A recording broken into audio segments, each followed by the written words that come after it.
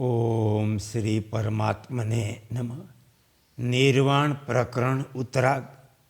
શ્રી વશિષ્ઠજી દ્વારા ચિદાકાશ રૂપે જોયેલા જગતોની પોતાનાથી અભિન્નતાનું કથન.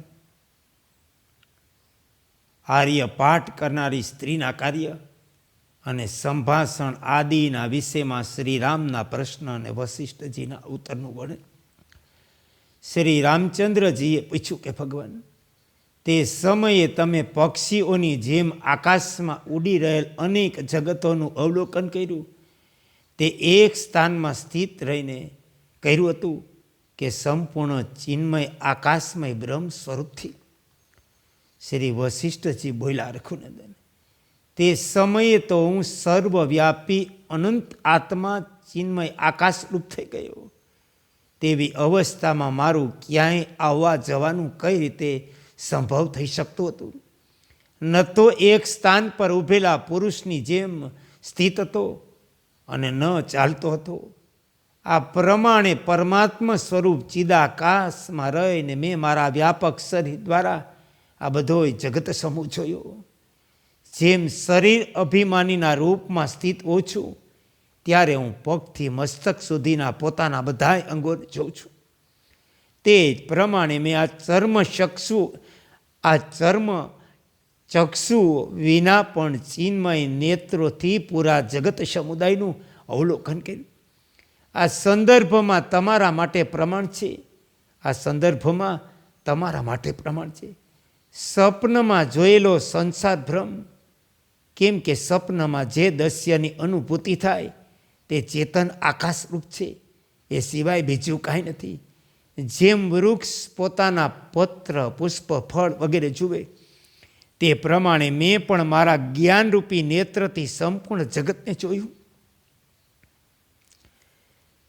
જેમ અંગી પોતાના અંગોને પોતાનામાં અભિન્ન રૂપે જુએ, તે જ પ્રમાણે મેં આ તમામ સૃષ્ટિઓને પોતાનાથી અભિન્ન જોઈ, અભિન્ન જ માની. એ રામ, બોધ સ્વરૂપ પરમાત્માની સાથે એકતાને પ્રાપ્ત થયેલો હું આજે આ સમયે પણ તે જુદી જુદી સૃષ્ટિઓને, શરીર, આકાશ, પર્વત, જળ, સ્થળને પણ તે જ રીતે જોઈ રહ્યો છું. શ્રી રામજીએ પૂછ્યું કે બ્રહ્મન, એ કમલનયન, તમે જ્યારે આ પ્રમાણે અનુભવ કરી રહ્યા, ત્યારે આર્ય છંદનો પાઠ કરનારી તે તેજસ્વી સ્ત્રીએ શું કર્યું? શ્રી વશિષ્ઠજીએ કહ્યું, રામ, તે પણ ચિન્મય આકાશ રૂપે આકાશમાં મારી પાસે વિનયપૂર્વક ઊભી આર્યા છંદનો પાઠ કરી રહી. તે સમયે તે દેવાંગના જેવી લાગતી. જેમ મારું શરીર ચિન્મય આકાશરૂપ હતું, તેવું એનું પણ હતું. મેં તે પૂર્વ શરીરથી આવી સ્વરૂપાન સ્ત્રી કદી જોઈ નહોતી. મારું શરીર ચેતન આત્મા હતું, તેણે પણ ચેતન આકાશમય રૂપ ધારણ કર્યું. સંપૂર્ણ જગત પ્રપંચ પણ તે સમયે ચિન્મય આકાશ રૂપે સ્થિત હતો. શ્રી રામજીએ પૂછ્યું કે ભગવાન, શરીરમાં આવેલા જીભ, તાલુ, ઓઠ, પ્રાણોના પ્રયત્નથી ઉત્પન્ન થયેલા અક્ષરો દ્વારા જે વાક્ય ઉત્પન્ન થાય, તે આકાશ શરીર ધારીની સ્ત્રીના મુખથી કઈ રીતે પ્રગટ થયું? વિશુદ્ધ ચેતન આકાશરૂપ આત્માઓને રૂપનું દર્શન, અંદર રહેલા મનનો અનુભવ થવો કઈ રીતે સંભવ છે? તે સમયે તમે જે જગતના દર્શન અને વાર્તાલાપ વગેરે વ્યવહાર કર્યો, તેમની સંગતિ કઈ રીતે થઈ, એ વિશે તમે પોતાનો યથાર્થ નિશ્ચય કહો.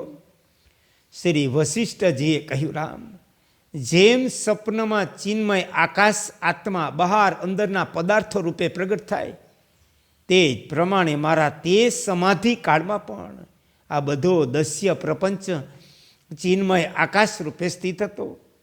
માત્ર તે જ દસ્ય ચિન્મય આકાશરૂપ થઈ રહ્યું હતું એવું નથી. આ જેટલા પદાર્થો આપણા લોકોની બુદ્ધિના વિષય છે, એ બધા તથા સંપૂર્ણ જગત પણ સ્વચ્છ ચિન્મય આકાશરૂપ છે. મારા માટે જેવું તે હતું તેવું આખું જગત છે. જેમ હું, તમે, તે સ્ત્રી, તે અને આ બધું ચિદાકાશ રૂપ હતું. એ રઘુનંદન, ત્યાર પછી જેમ સપનમાં સપનાના મનુષ્યની સાથે વ્યવહાર કાર્ય ચાલે તેવો તે સ્ત્રી સાથે મારો વાર્તાલાપનો વ્યવહાર પણ આરંભ થયો. જેમ તે સપન જેવો વ્યવહાર ચિદાકાશરૂપ હતો તે જ પ્રમાણે તમે મને આ આત્માને જગતને પણ ચિદાકાશરૂપ સમજો. હે કૃષ્ણ, હે કૃષ્ણ, હે કૃષ્ણ.